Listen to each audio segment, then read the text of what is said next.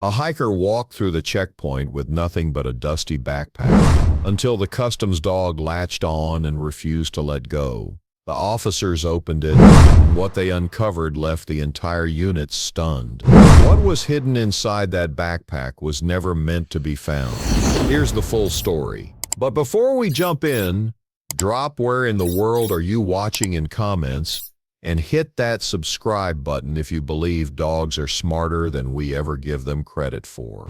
Because what's coming next, you won't want to miss it. The desert sun had barely begun to rise, casting long golden shadows across the quiet stretch of the U.S.-Mexico border crossing at Santa Teresa. Wind carried with it fine grains of sand and the scent of dry sagebrush brushing against the checkpoint gates and humming through the fencing like a distant whisper. The patrol officers, stationed in silence, went through the usual rhythms, scanning waving vehicles forward, watching, always watching. Agent Daniel Cole adjusted the straps of his Kevlar vest as he stood near one of the secondary inspection lanes. He was a man built from quiet endurance, molded by 12 years in border enforcement, and by the loss of a brother in a long-forgotten firefight in the Arizona Badlands. But what set him apart today wasn't his posture or medals, it was the silent figure at his side. A Belgian Malinois named Juno, trained for narcotics detection, explosives, and human scent tracking. She had been his partner for almost 4 years. She wasn't the biggest dog in the force nor the most aggressive, but Juno had something else, a focus so unshakable that even experienced handlers remarked it seemed she could see through steel and wood and lies. And that morning, under the muted glare of desert light, she was already tense, not aggressive, not afraid, just ready. The line of vehicles had grown since dawn. Pickup trucks loaded with construction materials, family minivans stuffed with luggage and food containers, a dusty tour bus returning from a day trip to Chihuahua. Everything seemed ordinary, except one hiker. He appeared a bit out of place. Mid-30s, athletic, dressed in a hiking vest and cargo pants, dusted with desert sand, carrying a military-style backpack. His paperwork was in order, his passport legitimate, and his demeanor calm. He claimed to be a conservation researcher, documenting dryland flora along the southern border, nothing unusual. But as the man stepped forward toward the pedestrian screening booth, Juno snapped into alert. Her nose lifted slightly, her ears tilted forward, her tail, once idle, now stood straight. She lowered her frame, her breathing slowed, and her eyes locked, not on the man but on the backpack. Daniel took note. Juno had never false alerted, not once, and yet her body was coiling as if something wasn't just suspicious, but wrong. Juno took one step forward, then another, and then in one controlled but explosive motion, she lunged at the backpack, her teeth locking onto the canvas and refusing to let go. The man shouted something, no one heard what exactly, because the motion that followed was pure chaos. Officers swarmed, people backed away. Daniel called out commands, but his eyes were on Juno. She wasn't attacking, she wasn't flailing, she was holding, biting just enough to grip without shredding the fabric. Daniel saw it in her eyes. She had found something and she would not release it until someone listened. It took 4 officers to pull the backpack away, and even then, Juno kept following it like a magnet, sniffing, pressing, growling low. The man tried to protest, but something about the scene made even the higher-ups on duty stop short of protocol. They brought him in, sat him down, began the official questioning. And the backpack? It was taken to the inspection table behind security glass. It looked ordinary, well worn. A few patches from national parks stitched onto the sides, but it was too heavy for its size, and it was oddly cold to the touch, despite the desert heat. Daniel stood with the other agents as the forensics team began to cut it open. The layers were tighter than usual, stitched not just for durability, but perhaps for concealment. The outer canvas gave way to a dense layer of thick, dark insulation, something not normally used in hiking packs.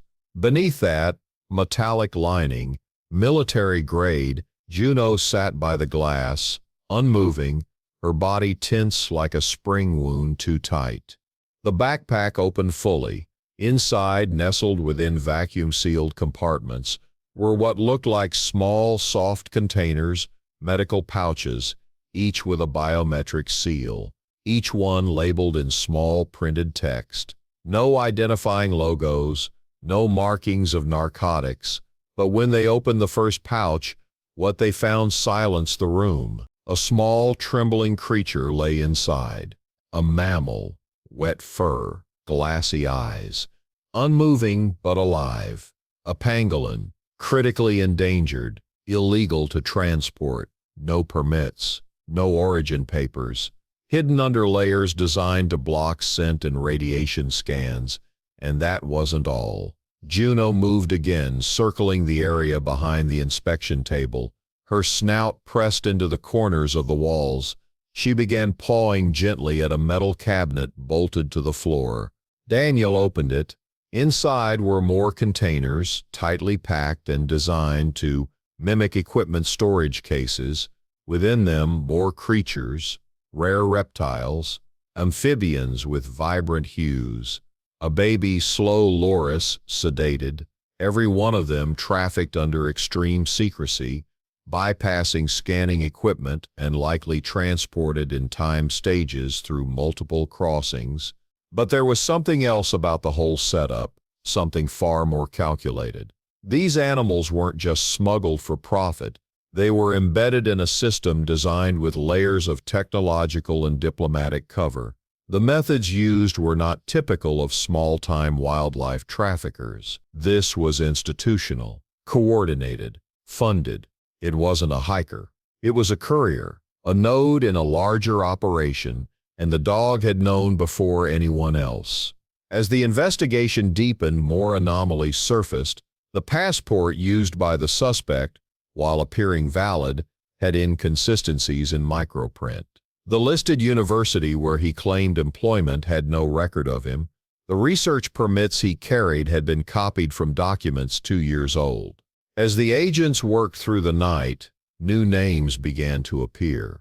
A shipping company registered in the Netherlands, a conservation nonprofit based out of Cambodia flagged by Interpol, and one name that had surfaced in previous wildlife crime databases, the Restorer, an alias suspected of operating one of the largest black market wildlife supply rings on the Western Hemisphere. But none of that would have come to light without Juno. While the others worked, she sat calmly by Daniel's side, occasionally resting her head against his leg. Her eyes never left the inspection zone. Even as they closed the metal doors for the night, her gaze remained fixed. She knew there was more, and she was right. The internal scans on the backpack revealed a false bottom, one missed during the physical inspection. Within it, there was a compartment no wider than a laptop, containing a refrigerated unit sealed by biometric lock. It was a portable biolab container, something designed for high-value biological material. Something expensive, something dangerous. They hadn't opened it, not yet. A team of specialists from Homeland Security was en route, along with a field biologist from the Department of the Interior. The nature of the contents, biological or chemical, was still unknown. But one thing was certain: the situation had shifted from wildlife trafficking to something with national security implications. Outside, the wind had picked up again, brushing sand against the chain-link fences of the border station. The quiet hum of desert dusk was punctuated by the rustle of tarps and the occasional buzz of generators. Daniel sat with Juno under the shadow of a debriefing trailer, the light above flickering intermittently. His hand rested on her back, feeling the steady rise and fall of her breathing, a calm, deliberate rhythm that grounded him in the chaos of unraveling conspiracies. This wasn't just about animals. This was about something much deeper, something hidden in the seams of diplomatic immunity, international shipments, and sterile paperwork. And somehow a dog with unshakable instinct had bitten directly into the center of it. The others would piece it together in reports and statements. There would be protocols followed and politics managed, but he already knew something bigger had been intercepted. And it began not with scanners or interviews, it began with a dog who wouldn't let go.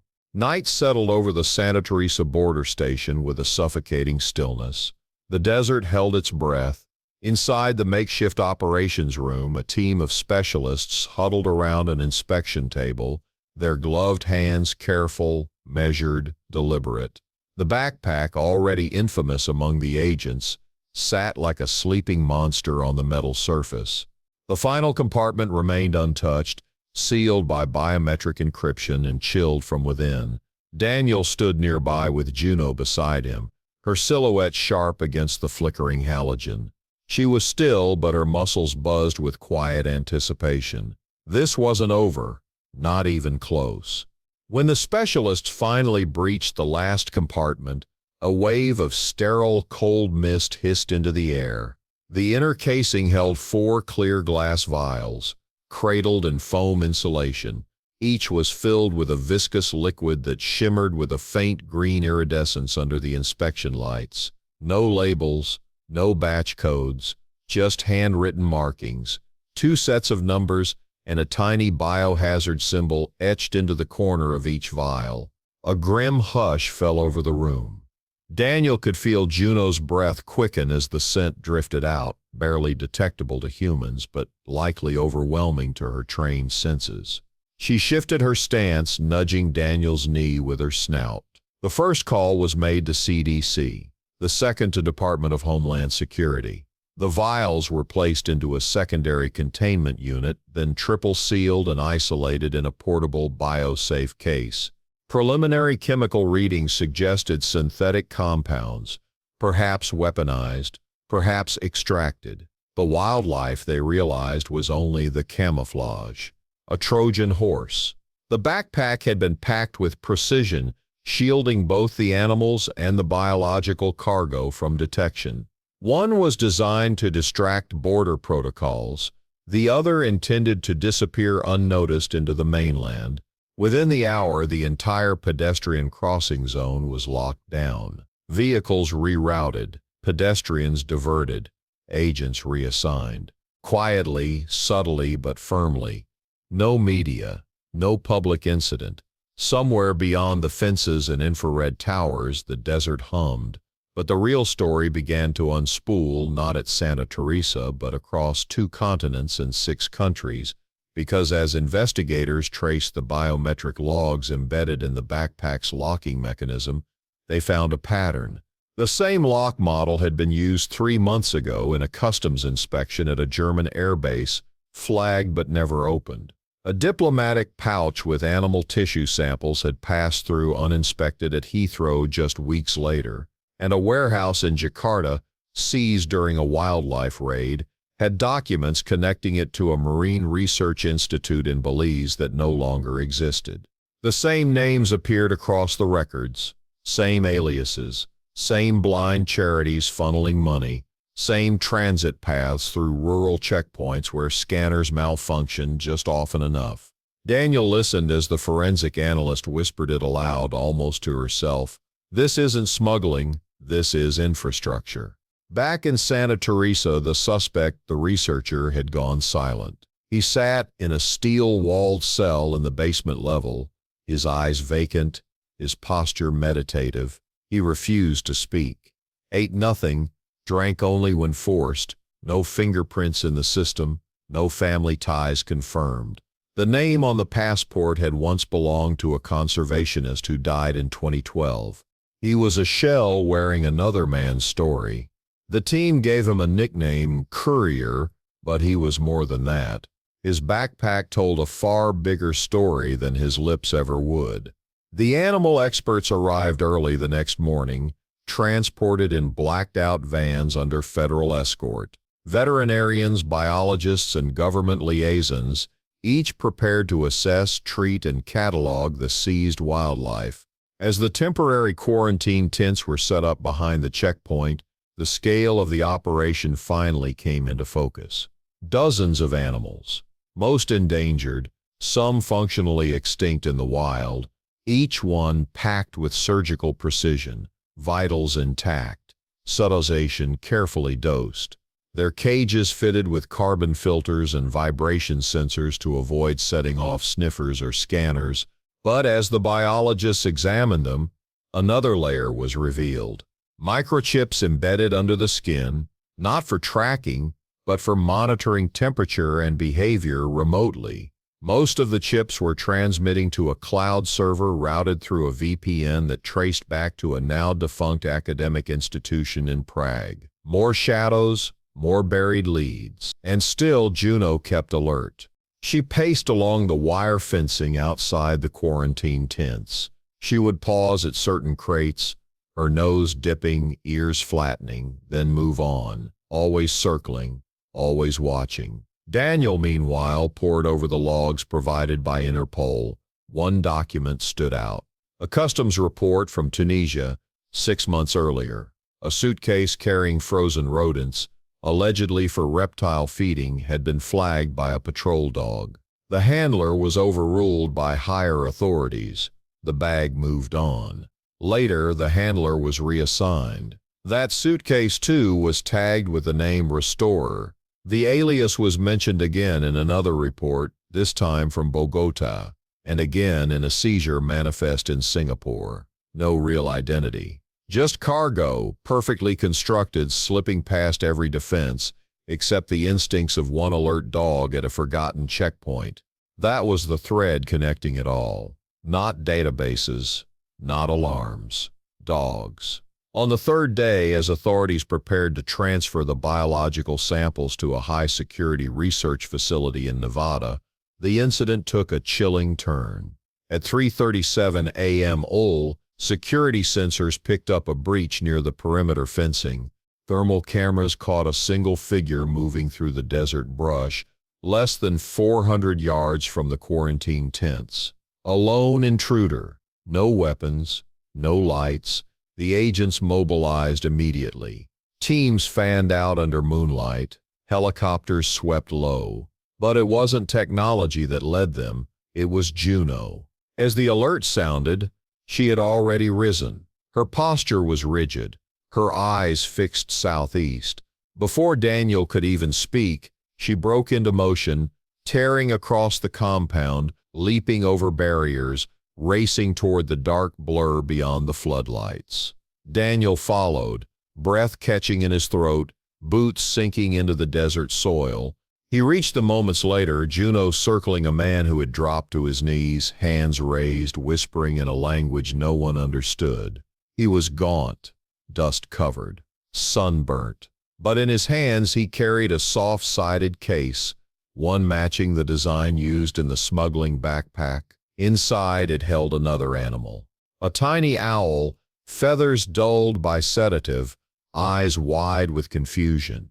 A note was sewn into the lining: "Return the watchers to the wild." No name, no country, no motive.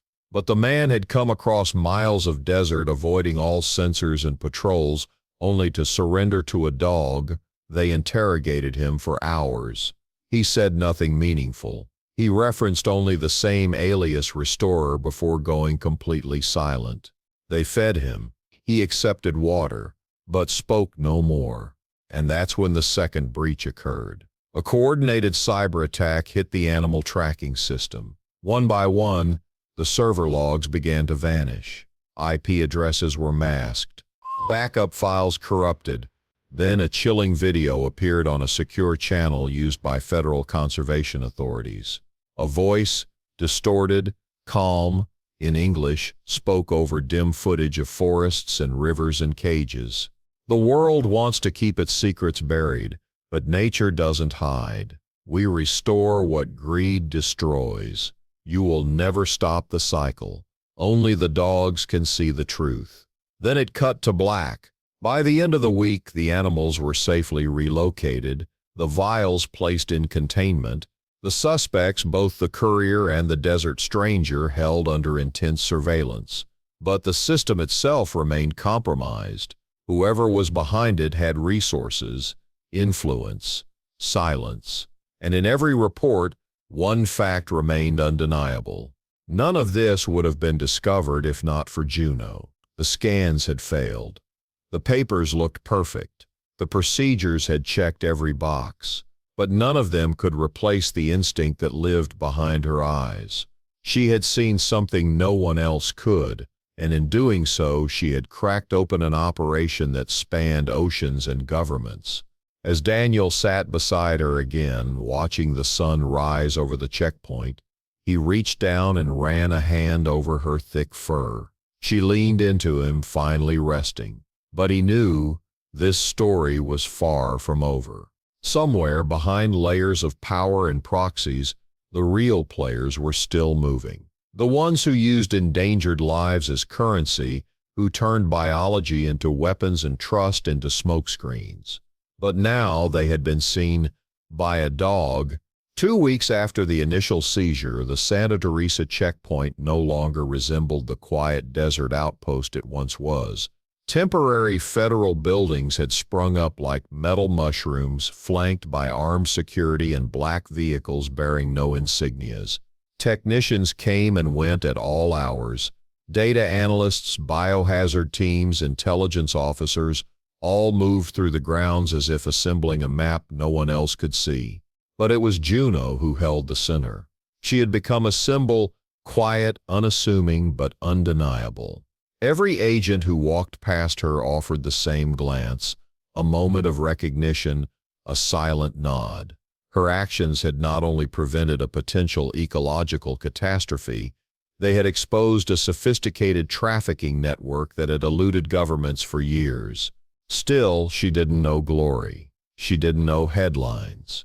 She only knew her handler, Daniel, and the scent of wrongness that lingered like a phantom across the desert. And it hadn't left, because even as federal reports were filed and specialists debriefed in conference rooms, Juno kept pacing the southern perimeter. The scent trail, the one she'd caught on the backpack, had not ended with the courier.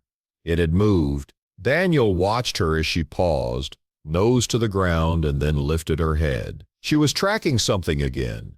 Not a person, not exactly, something connected. He didn't need orders. He followed. Juno led him past the outer fencing and through a dry wash lined with rock and scrub. She stopped twice, nose pressed to the cracked soil, then moved again, faster this time, as if the trail had aged but not vanished. Half a mile from the checkpoint, they came across it. An abandoned SUV, half buried in sand behind a clump of mesquite, its license plates missing, tires deflated. Inside were discarded latex gloves, syringe caps, and a broken satellite phone. The glove box held a single sheet of paper, a printed manifest with partial species codes and hand-scribbled numbers that looked like GPS coordinates. Daniel radioed it in. What followed unfolded like dominoes falling across continents. The coordinates led to a private airstrip near Las Cruces, previously used for crop dusting. Satellite imagery confirmed that an aircraft had departed there the morning following the Santa Teresa incident. The flight plan, filed under a shell company, listed its destination as a wildlife rescue center in Panama. The center had burned down 6 months ago. More pieces, more lies. Interpol, acting on Daniel's report, coordinated a raid on a coastal warehouse in Ecuador. Inside, they found dozens of empty animal containment units, sedatives, forged documents, evidence of transit but no endpoint. It was a staging ground, temporary, disposable, and in every location, K9 units had to be brought in to confirm what technology couldn't. They all reacted to the same scent marker. Whatever chemical compound had been used to suppress animal odor, it left a faint residual, a compound that only the most sensitive noses could trace. It was Juno's trail, passed across the world.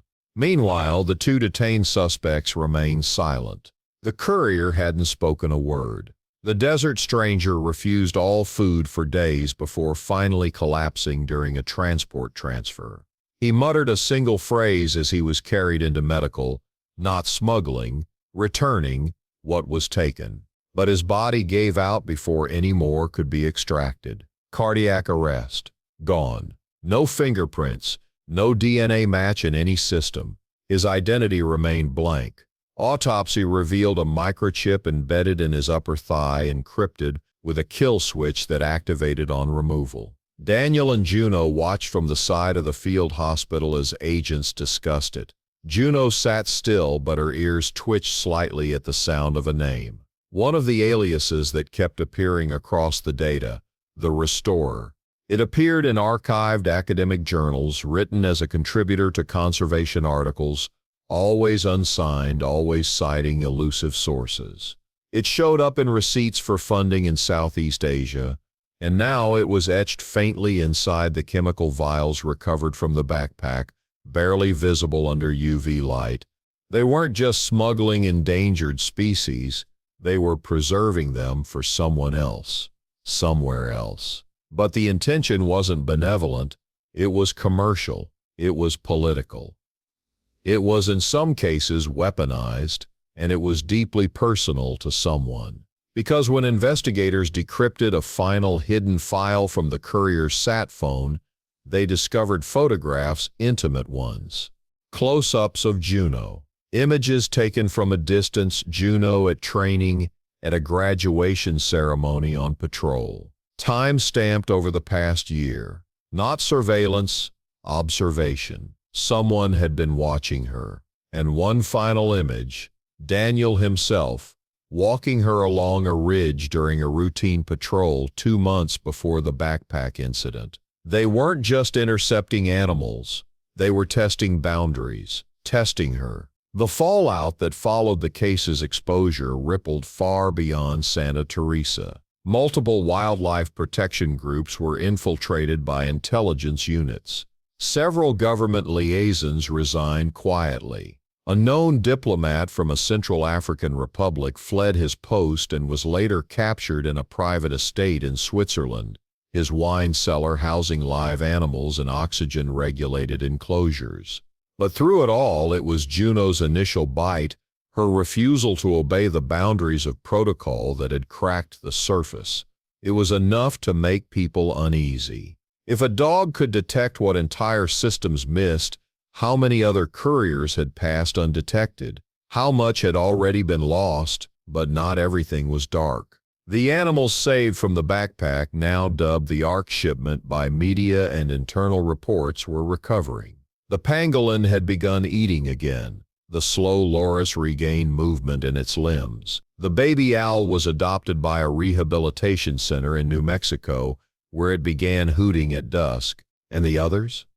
They were dispersed to secure sanctuaries across the globe. The Spix's macaw chicks, once thought extinct in the wild, were paired with conservation breeding mates under 24-hour surveillance. Their chances were still slim, but they had a chance, because a dog had refused to let go. In the final weeks before the operation officially wound down, Daniel took Juno back to the checkpoint at dusk. The temporary buildings were being dismantled. The security presence had thinned. Only wind and dust remained, just like before. He didn't bring a leash. He never needed one. She walked beside him, ears high, tail neutral as they crossed the lot where it had all started. The inspection lane. The place where she had bitten a backpack and held on like the world depended on it. Because it had, Daniel sat on the low stone wall where he used to drink morning coffee, his ribs still sore from the nights he'd gone without sleep, reviewing footage, questioning suspects, chasing coordinates. Juno sat beside him. She nudged his hand once, then rested her head against his leg. He thought of all the forms he'd filled, the orders he'd obeyed, the rules he'd trusted. But in the end, it wasn't the systems that made the difference. It was instinct, loyalty, a bond formed not in war rooms but in silence, in trust built day after day between a handler and a dog who saw what no one else did. A few yards away, a new recruit began a patrol with a young canine fresh from training. The dog barked once, unsure. The officer gently corrected him, coaxing him forward. Daniel watched them for a moment. Not every dog would be Juno, but maybe they didn't need to be. She had left her mark in cases closed, in animals saved, in systems forever changed, and in the hearts of every agent who saw her stand between danger and truth. As the sun dropped behind the horizon, painting the desert in gold and violet, Daniel rose and looked down at her. "You ready?" Juno stood, stretched. Her tail wagged once. They walked back toward the compound. No ceremony, no applause, just two partners following the scent of right and wrong, one step at a time. If you like the story, just wait. Stories like this drop every day, and they only get wilder. So hit that like button, subscribe, and turn on notifications, 'cause the next one might just top this. Trust me, you don't want to be the last to know.